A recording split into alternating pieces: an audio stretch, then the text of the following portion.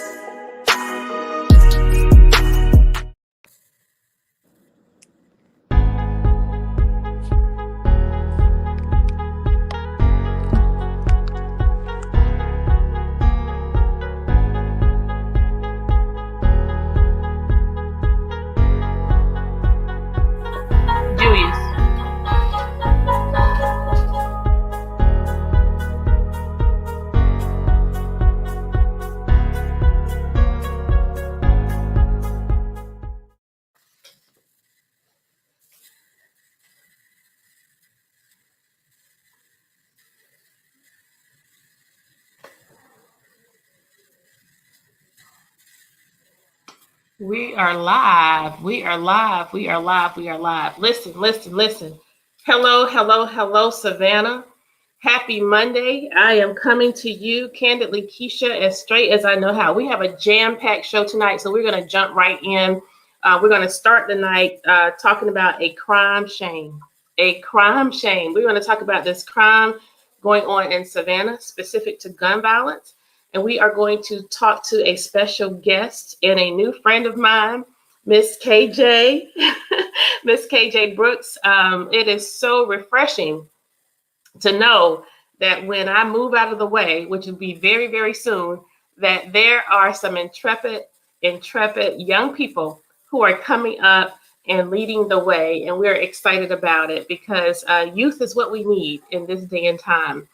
In addition, we also are going to hear from our community organizers in the form of our Juneteenth organizers. They are going to tell us about all of the events that will be hosted on June 19th to commemorate Juneteenth. So we won't spoil the fun and all the good stuff. We're going to hop right in. Listen, a couple of weeks ago, well, actually, no. Several months back, I learned about this little firecracker of a woman who went before city council in Kansas, was it? It's the Board of Police Commissioners. The Border Police Commissioners. And where are they? In Kansas City. Yes. They rule over the police department, as Kansas City has yet to get local control of the police department. So it's basically 5 people who are appointed by either the governor or just appointed in general, who have control over the police department in a way that the community doesn't, or the mayor doesn't. Gotcha. Much different from what we have here in Savannah. But you were in Kansas, but you are originally from Savannah, Georgia. Yes, ma'am. What school did you attend? I went to several. For elementary school, I went to Windsor Forest Elementary and White Bluff, and for middle school, I went to Bartlett before it was now turned into the STEM Academy. And then I was moved to Southwest Middle School, in which my house was purchased out from under us by our landlords and sold to Walmart. So that Walmart neighborhood market that sits on Abercorn. That was like a whole neighborhood full of children and families who were like uprooted and forced out. So I was Wow. affected by gentrification in the city too. Wow. So you have been inspired, I would imagine, for a long time by things that sort of were happening around you that you really couldn't do anything about. And to be at the place and in the space where you can actually give voice to an issue, where you can take a stand for something that you feel so passionately about, must give you a great sense of community and hope for our future. Yeah, it's like you feel pretty powerless like as a child knowing that something doesn't sound right, just knowing that forcing like hundreds of people out of an area just doesn't sound right. But as you get older and you learn more and you like learn the specifics of gentrification and what that looks like, and that I'm not the first person in history to that's been uprooted out of a neighborhood for pretty much a commercial lot. It's just really like humbling, and it's just really inspiring as somebody like who's a lot of folks who fight against gentrification have never been gentrified. They just see the like effects of it and the housing crisis part of it, but they've never been like actually impacted by it. So yeah, I love it. I love being able to, be so candid about what's going. Well, and that's what inspired me to connect with you. For full disclosure, we actually just recently met, and it was shortly after an episode that occurred here in Savannah that came on the cuff of your activism. And so, one of the things that I do know, in my in the short time that I have met you, is that your advocacy and your activism, you don't have any regard with related to geographic location, from Kansas to Georgia, right? And so Savannah, Georgia. So we have a video of your activist activity that sort of went viral and put you on the map a little bit where speaking up and speaking out is concerned. If we have that, if our producers can show that for us.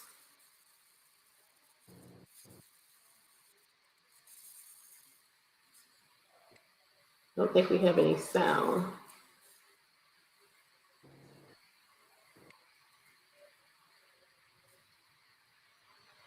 No sound, but we have the words there.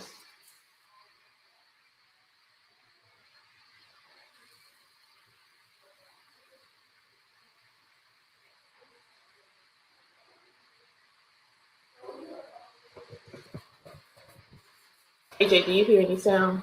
I can. A lot of folks have probably like seen it. Okay.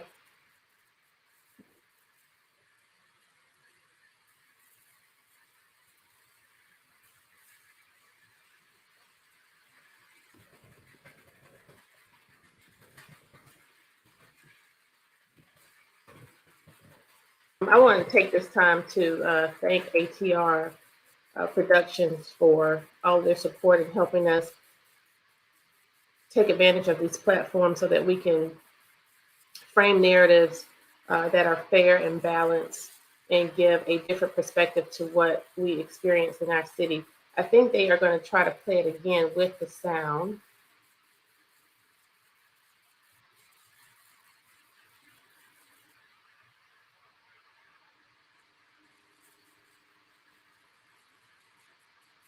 Not so much.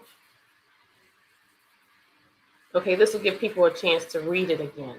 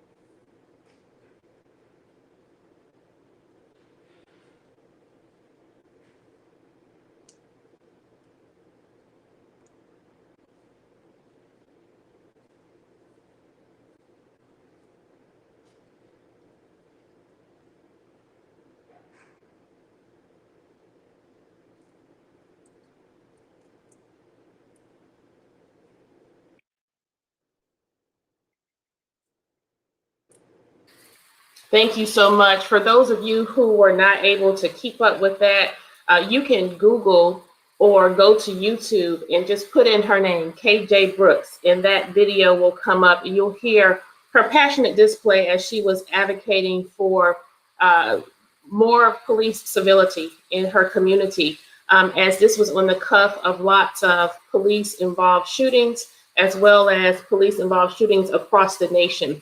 And so, KJ, that passionate display that you gave in that delivery served as a springboard, if you will, into giving us a bird's eye view into the work that you've been doing behind the scenes. That was just your largest stage then, right? And so the beauty of being an activist is you do what you do, whether the cameras are rolling or not, when you're fighting and taking up a cause. And so as you arrived here in Savannah, a lot of what you saw by way of gentrification, a lot of what you saw by way of what you declared or deemed as unfair treatment by the police, and a lot of what you saw by the episodes of gentrification in our neighborhood moved you. And it moved you to the extent that you visited the home of the mayor. Let's just cut to the chase and get right to that. And some people may now recognize who you are. And I want to say that we talked earlier, and I have been one of the most vocal advocates for our police here in Savannah, in that we are facing an issue related to morale, which oftentimes lead to those scenarios where police officers do not always do the things that they should and are supposed to do. And so we have a paradox of sorts where we are cognizant of those issues that exist where bad police officers are concerned, or where police officers who behave in manners which are not consistent with upholding the rights of our citizens. But we also recognize that late in the midnight hour, at 2, 3, 4 o'clock in the morning, if we hear a bump in the night, I don't know one person who wouldn't call 911. Some people will grab their... Personally, well, I recognize the comfortability and the safety that police provide to some people. However, I don't share those same sentiments when something happens to me, which multiple occurrences have happened as far as sexual harassment, aggressive behavior towards me. My first instinct isn't to call the police, because I recognize that the police were never created to protect Black people. They were never created to serve Black people. Policing, as we know it, at least in the South, started in 1704 in the Carolinas as slave patrol, which is now kind of morphed into something that's obviously meant to serve greater purpose than recapturing Black people back into slavery. But it's something that's taken a really violent form, and it doesn't match up to what the standards that people claim it should. So I recognize that. I feel as if more people live with the comfortability of knowing that they have someone to call should anything happen. Whether or not the police adequately fill up to that position is up to the department. But I'm an abolitionist, so I believe in the abolition of police and prisons as they exist. So that's something completely, I know that that's a very new idea here, even to where people are misspelling abolition. But it's far from impossible. Without abolition, we would still be enslaved.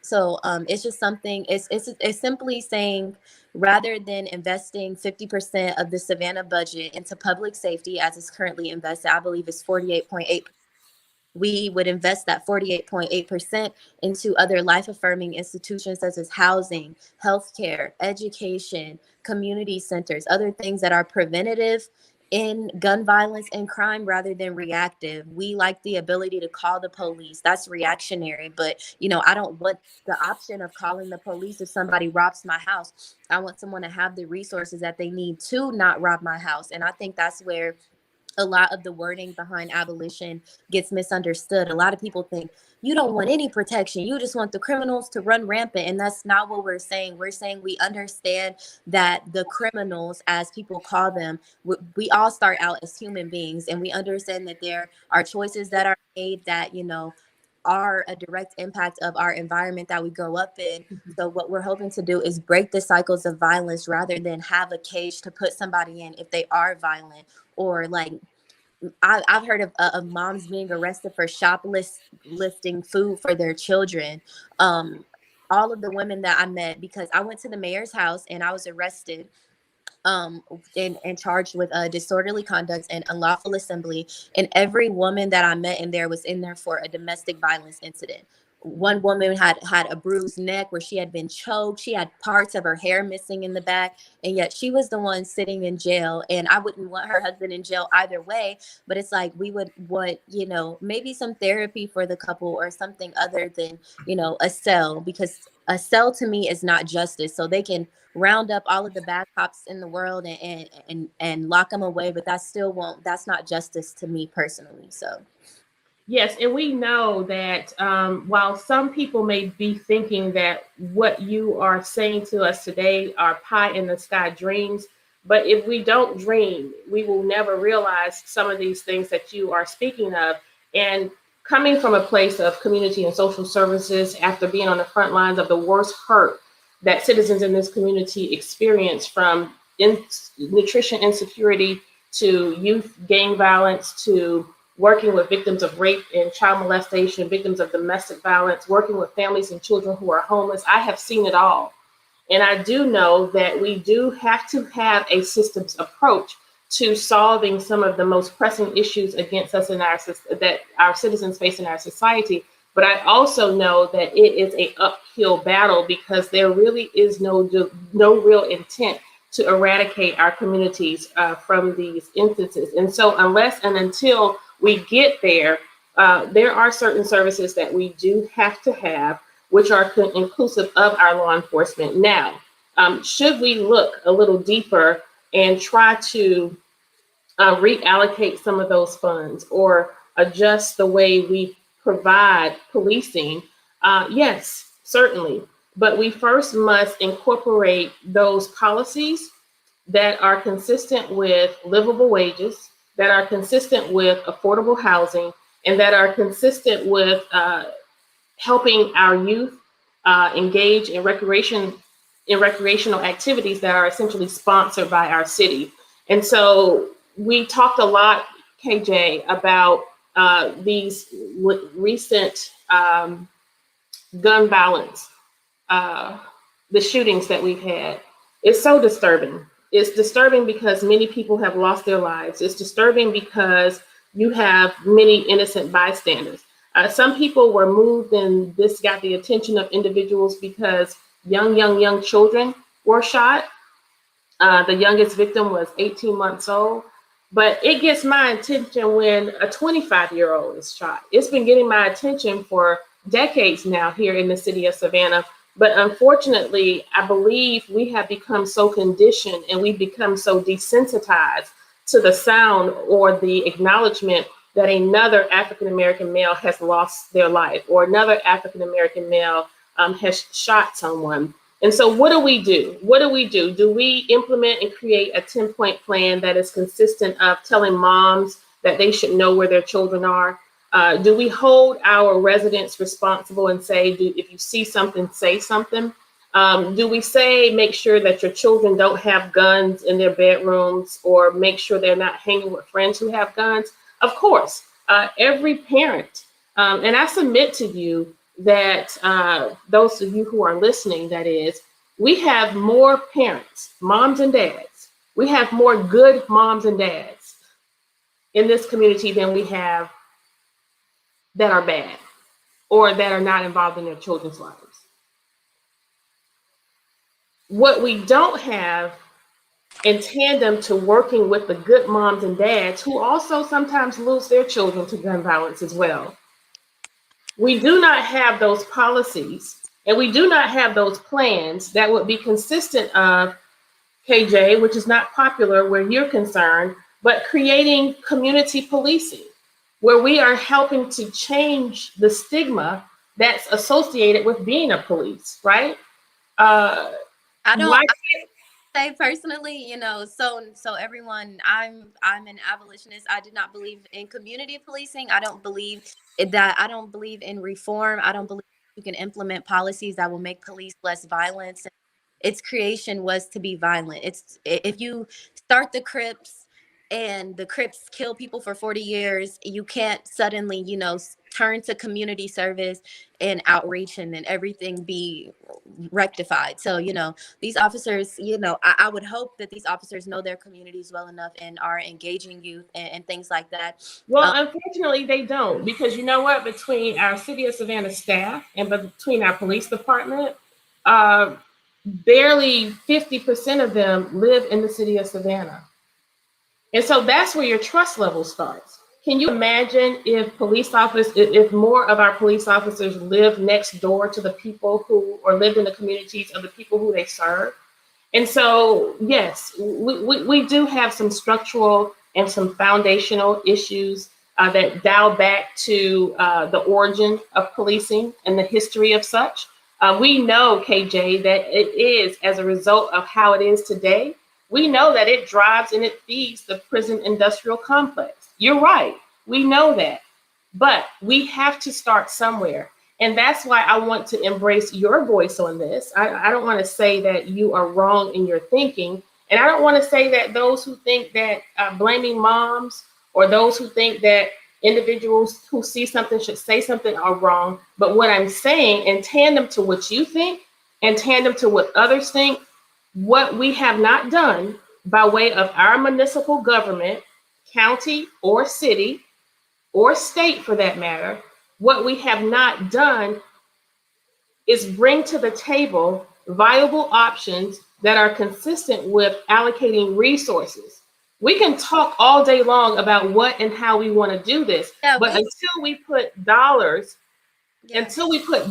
behind what we are saying, some of the ideas that I have are consistent with engaging our faith community, partnering with our faith community who have facilities, who have churches, and who have homes in some of our most vulnerable communities. Partner with those entities who have pre-existing resources, divert income from the City of Savannah to these communities, and have them open the doors of their church, open the doors of the parishes that they're not using, invite our youth in, engage in programs that are consistent with reinstituting our PALS program, our Police Athletic League, where they could help establish again, erode that stigma that's associated with police officers. In addition, we can do things that are consistent with helping our local leaders, as well as our, I'm sorry, we got a whole bunch of stuff going on with the screen here, as well as our civic organizations, our social organizations, our fraternities, our sororities. These are individuals who are in position to help. We just have to break away from looking at data, looking at statistics, forming task force, and just do something. We had an end gun violence program that was directly dedicated to pulling in individuals who are of episodes of violent intentional injury. We've decided now that that program should be folded under another program. Does that say we are serious about ending gun violence? If you were to look at any policies that we have presented, if you are to look at any initiatives that we have started since we have been in office, since January of 2020, there has not been $1 or one level of resource that has been dedicated to really tackling this issue related to crime. Why does this matter? It matters because gun violence is a public health issue. It does not matter that it involves individuals who know each other. It doesn't matter that it's situational violence. Guns, bullets do not have names assigned to them. And so we see what happens when we have a vulnerable community, a pre-existing vulnerable community, I may add, that has been neglected. Many of our public housing developments lack patrol. They lack the resources that the kids need. They lack the resources that the parents need.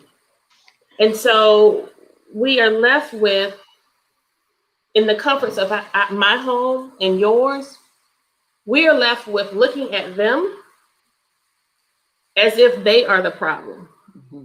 Because if they would simply just watch their children, if they would simply just make sure that their children are doing what they're supposed to do, pull their pants up, don't have the twisty hair.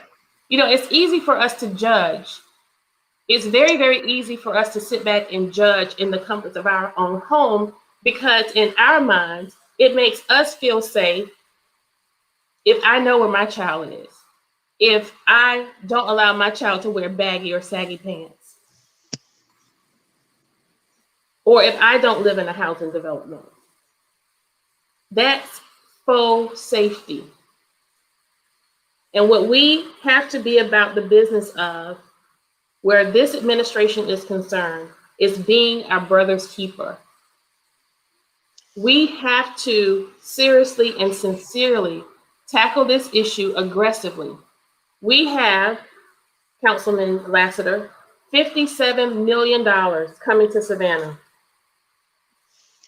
$57 million in the American Relief Fund.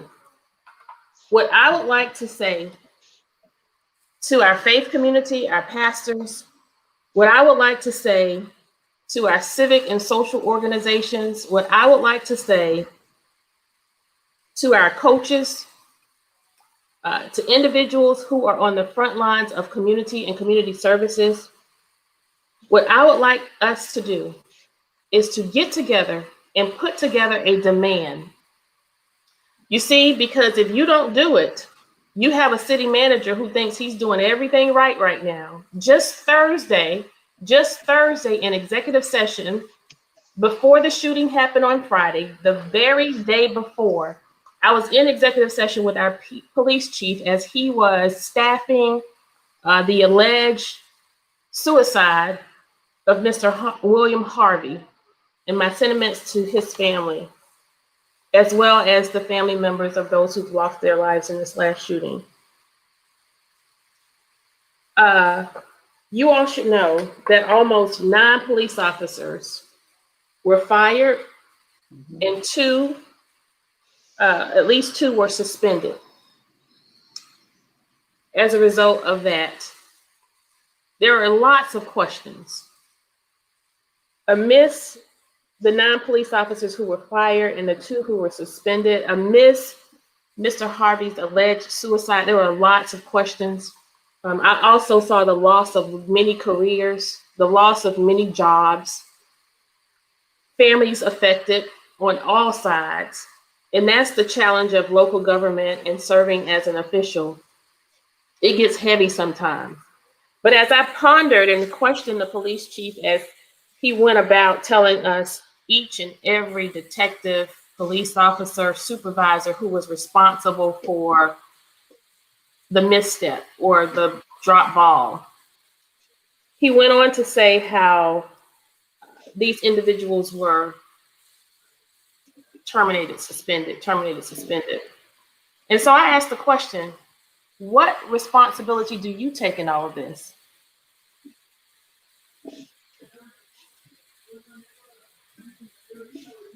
I didn't get an answer worth sharing with you. But what I did get when I reminded the city manager that we had received to date in excess of 100 complaints from police officers about low morale, mismanagement, poor management, lack of management, no leadership, lots of critique of the police chief.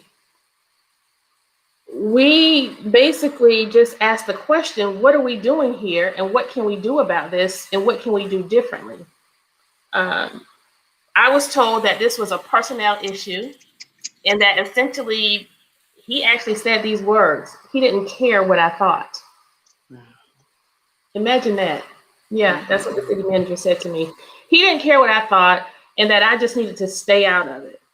And so I said to him, Mr. City Manager, it's obvious that you don't care about what I think. But what I'm saying to you, sir, is to care about what these police officers are saying. And despite the unprofessionalism and the disregard and the disrespect that I felt, I said, it's not about me, Mr. Brown. It's about your department. Because we can't expect for police officers to be healthy and happy at work if they're not receiving fair and balanced treatment. That's a dangerous job for people not to be happy at work. So I looked at my council colleagues and I said, if police officers are bypassing their supervisor, bypassing the chief, bypassing the city manager, bypassing HR, and coming straight to council, it's not just me they are complaining to, despite the fact that the city manager said to me that it was my fault that the police officers were writing these anonymous letters. And I reminded him that 77 of the police officers who wrote letters actually didn't report anonymously. They signed their names, and I don't know many of them. Now, despite the fact that I made this assessment, it was still on deaf ears. So I looked at my council colleagues who have the power to make these decisions, and I said, listen, guys, the onus is on us. It's on us.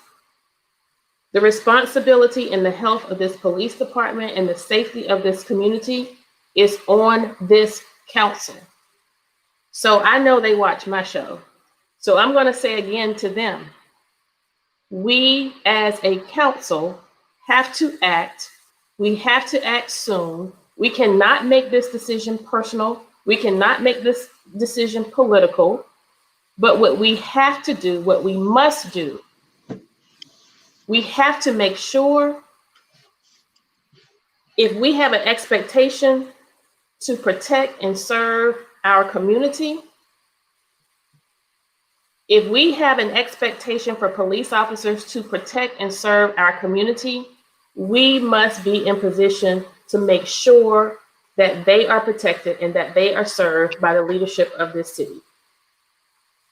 Unless and until then, we will never arrive at this place where this young activist wants and desires us to be. Some people may think that her ideas are unrealistic. Well, you know what? She's a young woman with a lot of hope. Mm-hmm. It's not unrealistic for us to attempt to realize and dream of a community free of crime and one where we don't need police officers. That's not unrealistic. It's novel.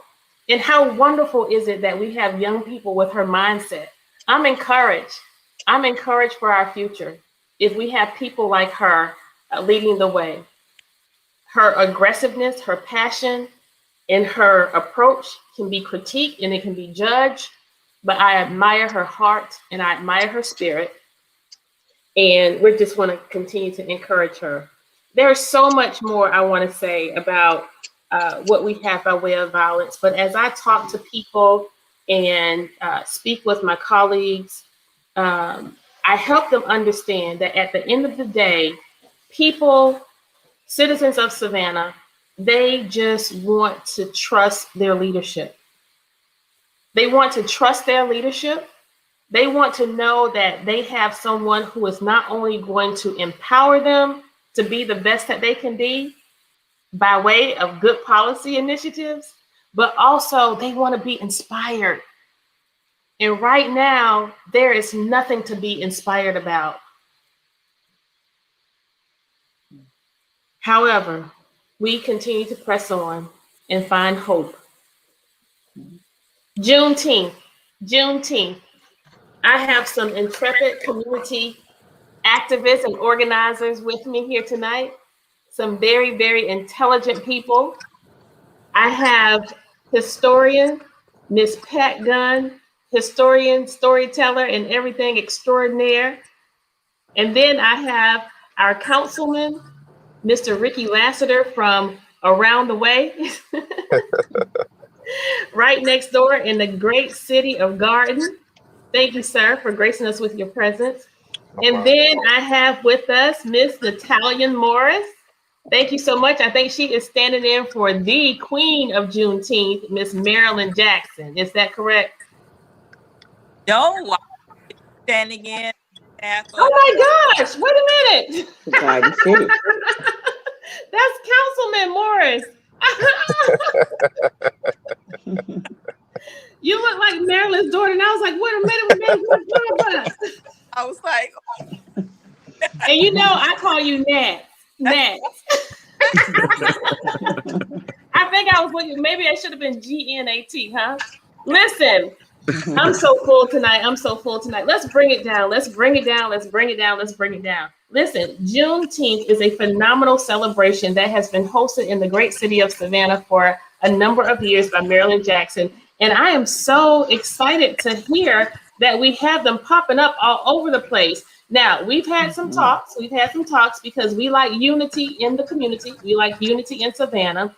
And it has been said, why do we have so many? Why can't we all come together? But look, we have Garden City, we have Tybee, and we have Savannah.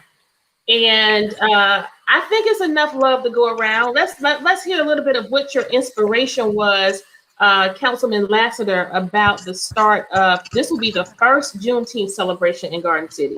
Absolutely, absolutely. My inspiration was change.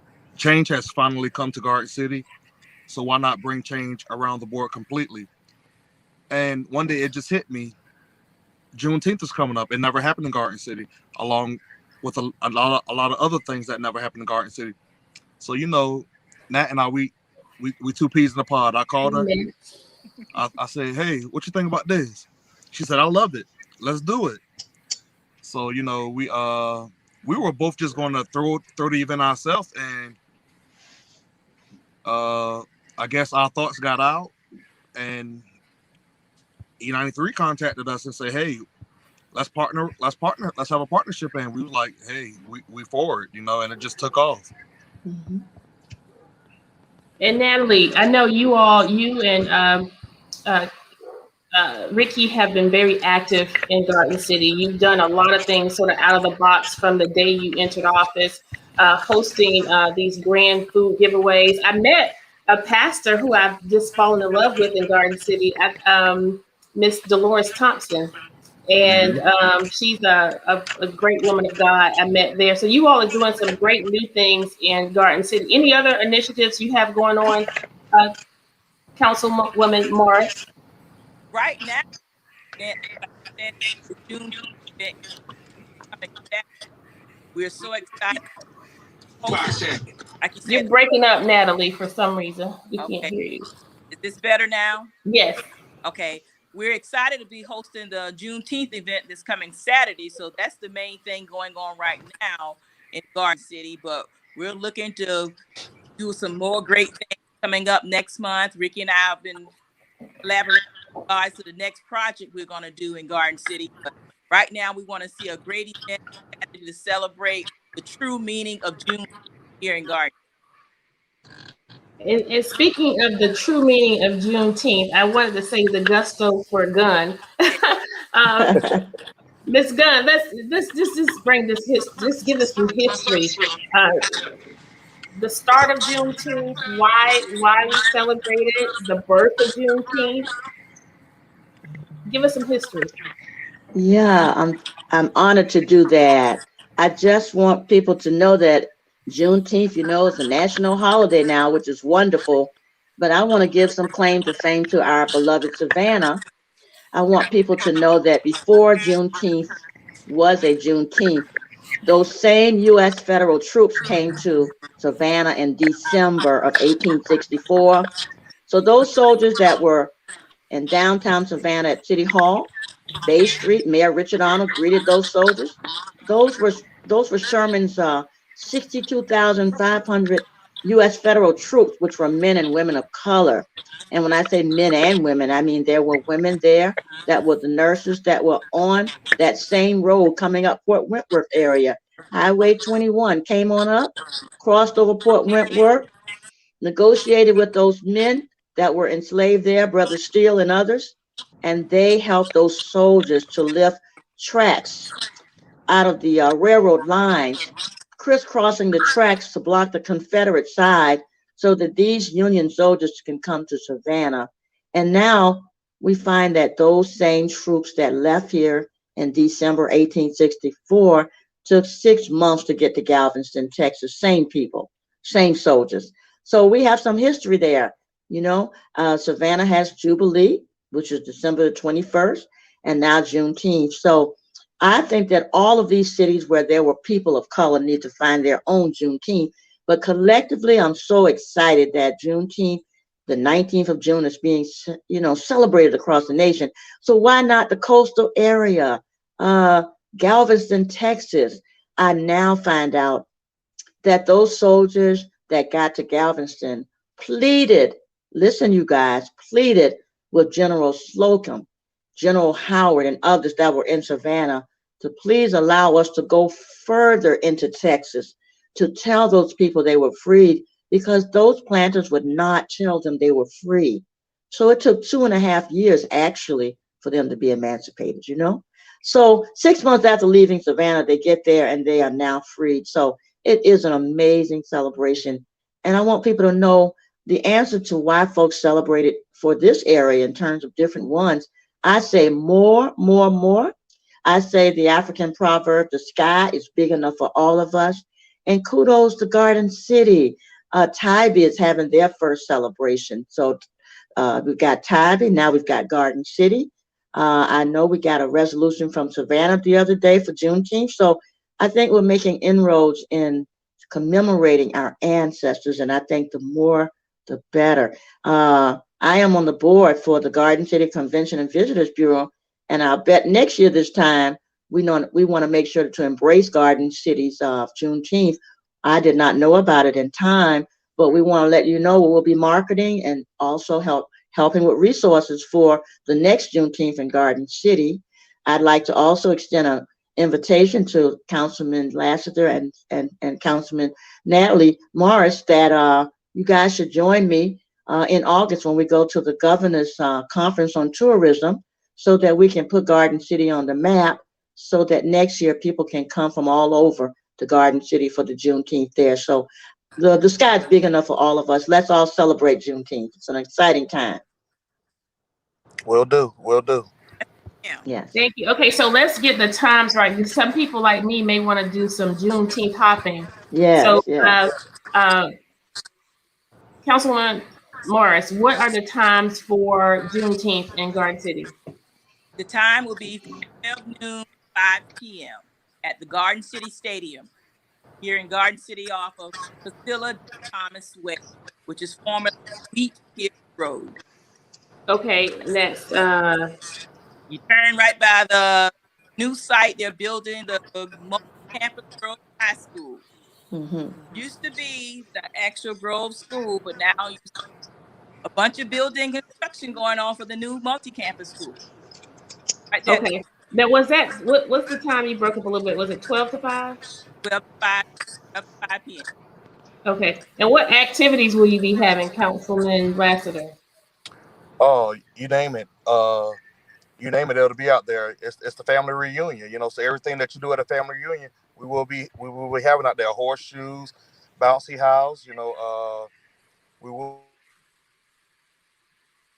Okay, now somebody asked me, Councilwoman Morris, about vendor opportunities. I know Tybee has some opportunity, and I want you to tell me about that, Ms. Dunn. But Councilwoman Morris, is it anything?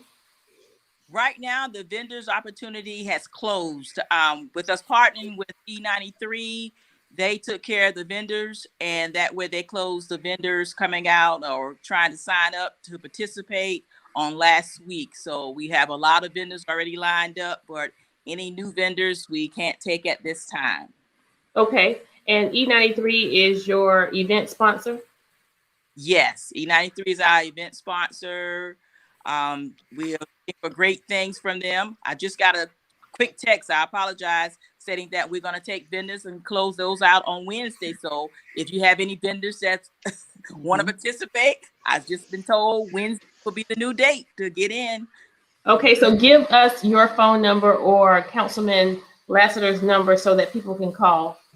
Okay, they can reach me at 912-660-7586, and I can forward them the information for the vendors through E93. Okay, so 12 to 5 on Saturday, and I believe the 38th Street Park event is from 9 to like 2. So I'm going to go to 38th Street Park, then I'm going to come to Garden City, and Miss Gunn, give me Tybee's time. Tybee Time, it's a 2-day event, and the first event is an amazing, inspirational event. We're going to do a commemoration of the Wade-In. This is our 6th year of paying commemoration to the civil rights folks that segregated Tybee's beaches. So the Wade-In begins at 9:30 to 11:30. Is that Saturday? Yes, on Saturday, June 19th, we're starting at 9:30 with a wade in the water, where we bring in people to commemorate. I think Chad Mance is our keynote speaker. 9:30 to 11:30, and then we go to the pier, and we'll have the marketplace. And at, I believe, 12 noon, we'll have a art exhibit at one of the sites in Savannah, on Tybee, the guardhouse. So there's an exhibit going on. There's marketplace. And again, we kick off early morning from 9:30 to 11:30 with that spiritual wade-in at the beach. We're actually going into the water. Hundreds of folks have come last year, and we're looking for big crowds this year. And as they come, we're going to tell them to go into Savannah and come on over there to Garden City, as well as to Sister Maryland over on 38th Street. So we're sharing all kinds of information. We're also sharing this information with tourists that come downtown. So we're letting everybody know, if you come this way next weekend, make your rounds. We're all commemorating Juneteenth. Awesome. And you said it's a 2-day event. So what is it, the next day, Sunday? Yes, on Sunday, you come back to Tybee Pier, and there are vendors and artists and a marketplace, and it's also programmed. If you'd like to have information about vendor booths, I'm not certain if they're closed, but if you want my number, I can certainly give you that information.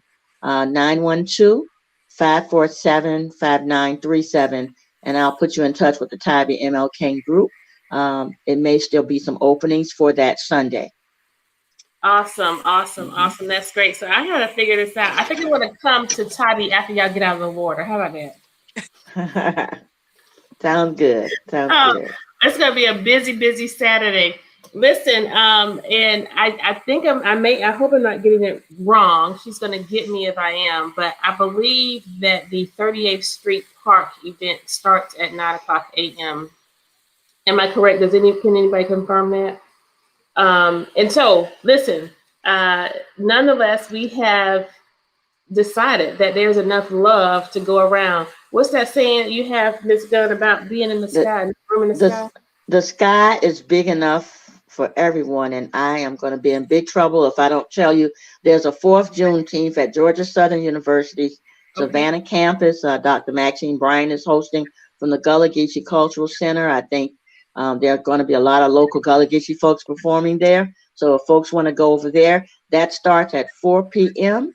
And at 6 p.m., they're going to do a Gullah Geechee cooking contest. So don't miss all of the activities. You get a chance to really go Juneteenth hopping. This is just exciting. It really is. It really is. And we are, of course, inviting everyone from all walks of life, all cultures, all genders. Everyone is invited to take part in this celebration. And we're going to continue to have the celebration inside and outside of what we all feel like some people may feel like we are somewhat still enslaved in some degree. With some of the policies that exist in our city as well as in our nation. But, we have a deliberate hope for a future filled with promises that we will continue to work toward as long as we can. And so I want to thank each of you for joining me tonight. Again, you both, Natalie, you are our neighbor.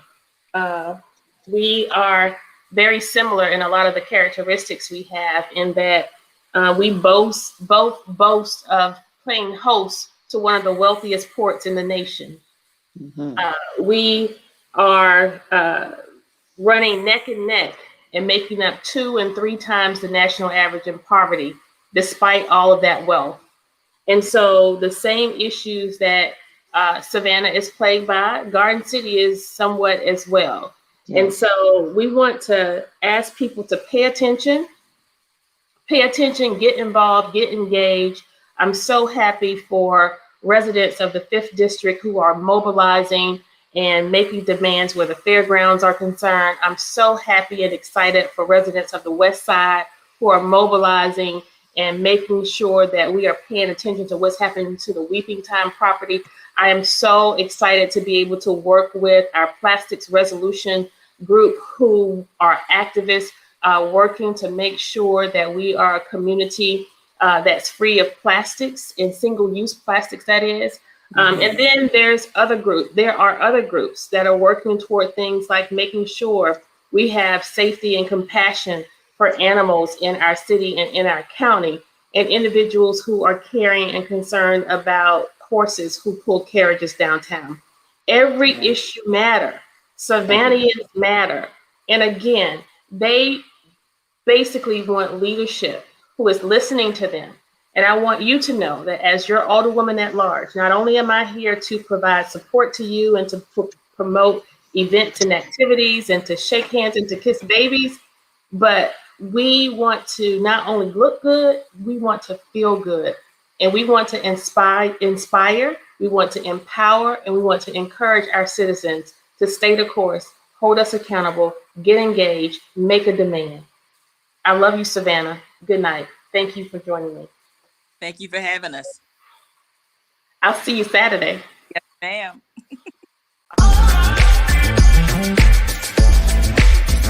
ma'am.